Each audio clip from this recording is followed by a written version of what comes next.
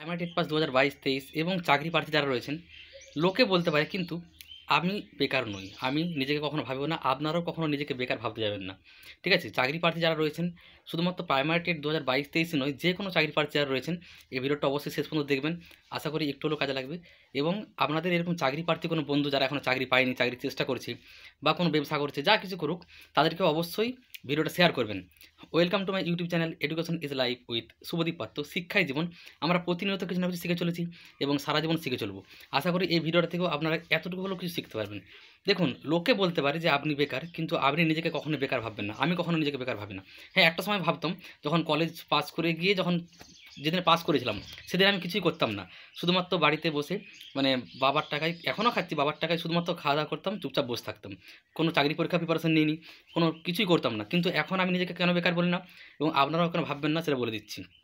দেখুন, সবার প্রথম তো চাকরি পাইনি বলে, সেটা সরকারি চাকরি হোক বা বেসরকারি কোনো একটা হোক, চাকরি পাইনি বলে বেকার সমাজ বলতে পারি, সমাজ বলে, আত্মীয়স্বজনও বলে, কোনো কোনো ক্ষেত্রে বাড়ির লোকও বলতে, মানে মা বাবাও বলে। কিন্তু আপনি কখনো ভাববেন না, আর আপনি ভাববেনও না, আর এটা কখনোই ভাবতে যাবেন না। কারণ আপনি যদি মানে বেকার এটা ভেবে নেন, আপনার মধ্যে আত্মবিশ্বাস কমে যাবে। আপনার মধ্যে সেই যে আপনার মানসিকতা বা আপনার যে ইচ্ছাশক্তি, এটা অনেকটাই কমে যাবে চাকরির প্রস্তুতির ক্ষেত্রে বা আপনি ব্যবসা করছেন সেই ব্যবসার ক্ষেত্রে। তাই কখনোই ভাববেন না যে আপনি বেকার। লোকে বলুক, লোকে তো বলবে, লোকে কী না বলে। আপনি যদি একটা প্রফেসরও হয়ে যান না, আপনি প্রফেসর হয়ে গেছেন, সেটা দেখবেন না, তখন কিছু লোকের এমনই সমালোচনা রয়েছে। আপনি ধরুন বাংলার প্রফেসর হয়েছেন, তখন বলবে প্রফেসর তো হয়েছে বাংলার, ইংলিশের হলে ভালো হতো, অঙ্কের হলে ভালো হতো, বাংলার তো সোজা। তো লোকের কথায় কান দিবেন না। লোকের কথায় কান দিলে, লোকে বলছে বলে আপনি কখনো ভেবে নেবেন না। এবার কেন আমি বেকার নই এবং আপনারাও কোনো ভাববেন না, ধরুন সেটা বলি। দেখুন, আমি নিজেকে বেকার ভাবি না, কারণ আমি 2019 সালে গ্র্যাজুয়েশন কমপ্লিট করেছি। এটা করবার জন্য যথেষ্ট মানে কী বলবো, পড়াশোনা করতে হয়েছে। সেটা নিয়ে আমি ছেড়ে দিলাম। এখন আমি বর্তমানে টিউশন পড়াই। ধরে নিচ্ছি টাকা কম, আমার 20 জন ছাত্র রয়েছে, 21 জন, যতটুকুই টাকা হোক, ঠিক আছে, আমি তো সেটা পরিশ্রম করে আমাকে তো পড়াতে হচ্ছে। দিনে 6 ঘন্টা, 3টা ব্যাচ রয়েছে, 6 ঘন্টা ধরে পড়াতে হচ্ছে। আপনারাও অনেকে রয়েছেন টিউশন পড়ান, হয়তো হতে পারে মাসে 5,000 টাকা রোজগার করেন বা 10,000 রোজগার করেন। এবার এই কথাটা শুনে অনেকে বলবেন, টাকা তো রোজগার করি 10,000 টাকা, 15,000 টাকাও করি, অনেকে বলবেন টিউশন পড়ে। কিন্তু মেয়ের বাড়ির লোক তো বলে যে বেকার। আচ্ছা, আপনি শুধুমাত্র কিছু মেয়ের বাড়ির লোক বলে দিল বেকার, বা পাড়ার লোক, আত্মীয়স্বজন বলে দিল বলে আপনি নিজেকে বেকার ভেবে নেবেন? ঠিক আছে? এরকম অনেক মানুষ রয়েছে সরকারি চাকরি করেন না। অনেক মানুষ রয়েছে তারা বেসরকারি চাকরিও করেন না। আপনারা তথ্য দেখবেন গুগলে, এখন তো গুগল রয়েছে। কজন সরকারি চাকরি করে? কজন চাকরিই করে? পশ্চিমবঙ্গের মধ্যে যদি ধরেন 10 কোটি মানুষের মধ্যে 50 লক্ষ মানুষ সরকারি চাকরি করে। তাও নয়, আমি বেশি বলে দিলাম মনে হচ্ছে। ঠিক আছে? তাই শুধুমাত্র চাকরি পাইনি বলে, মেয়ের বাড়ির লোক বলছে বলে নিজেকে বেকার কখনোই ভাববেন না। এটা তো আমার একটা গেল। আমি যে ইউটিউবে ভিডিও বানাই, আমি যে পড়াশোনাটা করেছি সেটার মাধ্যমে এই যে আরও পড়াশোনা করি, বিভিন্ন বিষয়ে যখন টপিক নিয়ে যখন কথা বলি, কোনো একটা বিষয় নিয়ে, প্রাইমারি টেরিটরি হোক বা অন্য কোনো বিষয় নিয়ে হোক, সেটার জন্য আমাকে পড়াশোনা করতে হয় এবং আমি ইউটিউবে ভিডিও ছাড়ি। তো এটা করাটা মানে খুব একটা সহজ কাজ নয়, দেখে সহজ মনে হয়। প্রতিদিন একটা করে ভিডিও দেওয়া, কোনো দিন আবার দুটোও দিই। ঠিক আছে? যেমন আজকে এটা নিয়ে আমার 2টো ভিডিও হচ্ছে। এটা অতটাও সহজ নয়, মুখে বলা সহজ, করে দেখানো কঠিন। তো আমি নিজেকে বেকার ভাবি না।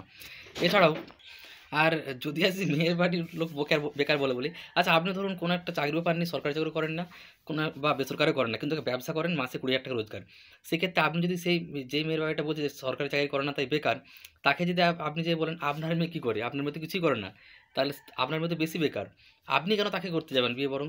এটা একদিক বললাম, কারণ আমি জানি এই ভিডিওটা করলেই এই প্রশ্নটা অনেকেই করবে যে, "তুমি তো বলছো ভাই, তুমি তো বলছো দাদা।" কিন্তু অনেকে তো ওই জায়গাতেই বেশি বলে যে, "এ তো কিছুই করে না, বেকার।" বেকার মানে এমন নয় যে কিছুই করে না, টাকা রোজগার করেই না। কেউ হয়তো 5,000 টাকা করে, কেউ কোথাও কোনো একটা কোম্পানিতে কাজ করে যে 10,000 টাকা করে, বা কেউ 15,000 টাকা করে। কিন্তু ওই যে মেয়ের বাড়ির লোক বলে দিয়েছে, কি বলেছে? যে ও তো সরকারি চাকরি করে না, ও বেকার। তার মানে সেটা ভেবে নিয়ে আপনারা নিজেদেরকে হীনমন্যতায় ভুগছেন, নিজের মধ্যে আত্মবিশ্বাস কমিয়ে নিয়েছেন, নিজেদেরকে ছোট ভাবতে শুরু করে দিয়েছেন। এটা কখনোই করতে যাবেন না। ওদের কথায় কান, আর কি কোনো মেয়ে নেই? সবথেকে বড় কথা, যাদের ওরকম বাড়ি থেকে বলছি, তাদের জন্য আমি বলছি যে এই কথাটা যারা বলেন তাদের জন্য বলছি। পশ্চিমবঙ্গে 10 কোটি জনসংখ্যার মধ্যে 4.5 কোটির বেশি মেয়ে রয়েছে। তাই একদম হতাশ হবেন না।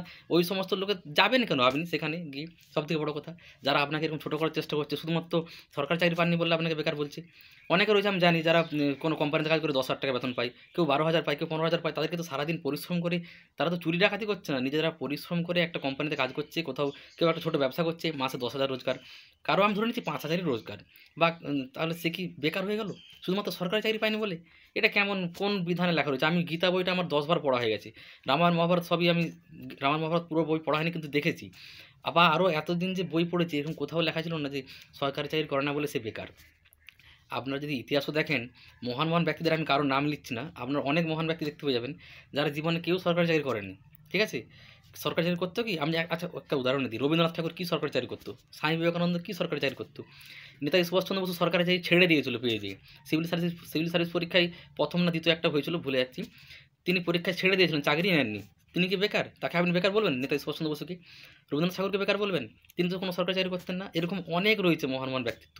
আমি তাদের সাথে আমি নিজেকেও তুলনা করছি না, আপনাদেরকেও বলছি না তুলনা করতে। আমি শুধু একটা উদাহরণ দিচ্ছি বোঝানোর জন্য, যে সরকারি চাকরি না করলেও বা কোনো যদি বড় ব্যবসাও বা কোনো ধরুন কোনো বেসরকারি কোম্পানিতে আপনি চাকরি পেলেন না, তার মানে এটা নয় যে আপনি বেকার হয়ে গেলেন। আপনি যেখানে যে সৎ কাজ করে, ছোটো ব্যবসা হোক বা যে কোনো কাজ হোক করে, যে যদি মাসে 10,000 টাকা রোজগার করছেন বা 5,000 টাকা রোজগার করছেন, নিজেকে কখনোই বেকার বলবেন না, শুধুমাত্র সমাজ আপনাকে বলছে বলে, বা আপনার আত্মীয় স্বজন বা পাড়া প্রতিবেশী বা কোনো কোনো ক্ষেত্রে বাড়ির লোক হয়তো বলে দিচ্ছে, কখনোই বলবেন না, কারণ নিজে হীনমন্যতা চলে আসবে। তাতে যেই কাজটা করছেন সেটাও পারবেন না, যদি সরকারি চাকরির প্রস্তুতি নিচ্ছেন সেখানেও সেই মনোবলটা পাবেন না, সেই আত্মবিশ্বাসের সাথে পরীক্ষা দিতে পারবেন না, আপনার মাথার মধ্যে সেইটা সবসময় ঘোরাঘুরি করবে। তাই নিজেকে কখনোই বেকার বলবেন না, ভাববেন না।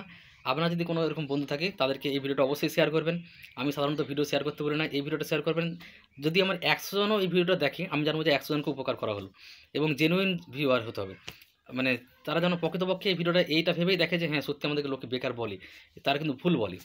আমরা তো টাকা রোজগার করি, হয়তো হতে পারে কম করি, সরকারি চাকরি যারা করে তারা 40,000 50,000 পাই, বা কোনো ক্ষেত্রে 1 লাখ, আমরা হয়তো 20,000 করি বা 10,000 করি, তাই বলে কি আমরা বেকার হয়ে গেলাম? না, কখনোই না। আমি তো এটা মনে করি না, আপনিও মনে করবেন না। তো ভিডিওটা অবশ্যই, যে এতক্ষণও দেখছেন কেউ, অবশ্যই একটা লাইক দিবেন এবং শেয়ার করবেন আপনার এরকম বন্ধুদের সাথে, যারা কিনা কোনো একটা কাজ করে 5,000 10,000 মাসে বা 15,000 বা 20,000 টাকা রোজগার করছে, কিন্তু লোকে তাদেরকে বেকার বলে, কারণ কি না সরকারি চাকরি পায়নি। এরকম কখনোই ভাববেন না, কোনো দিনও ভাববেন না জীবনে। ওই সমালোচকরা সবসময় সমালোচনা করে, আপনি চাকরি পেয়ে গেলেও সমালোচনা করবে। আমি কিছুক্ষণ আগেই বললাম, আপনি বাংলার প্রফেসর হয়ে গেলে তারা সমালোচনা করবে, বাংলার তো প্রফেসর হয়েছে, অঙ্কের হলে ভালো হতো, পরিবেশবিদ্যা মানে সায়েন্সের হলে ভালো হতো, এই হচ্ছে ব্যাপার।